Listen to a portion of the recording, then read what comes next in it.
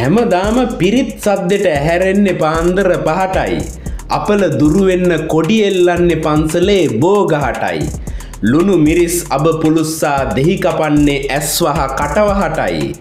අන්තෙටම අසරණ වුණාම අපි කාට කාටත් දෙයියන්ගෙම පිහිටයි.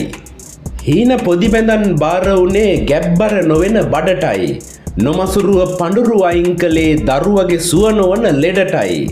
දෙවියන් සිහියට එන්නේ විකල්ප නැතුව දුක පිරෙන ඉඩටයි. දුකට පිහිට වෙන කවුරුත් වැටෙන්නේ දෙවියන්ගේ ගොඩටයි. දෙවියෝ වගේ පෙනී ඉන්න යක්කුත් දේවාභරණ ඇඟ දවටයි.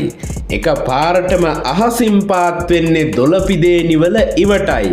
හොර කපුවෝ කට්ටනියෝ එක්ක එකතු වෙලා ගැත්තම්ව රවටයි.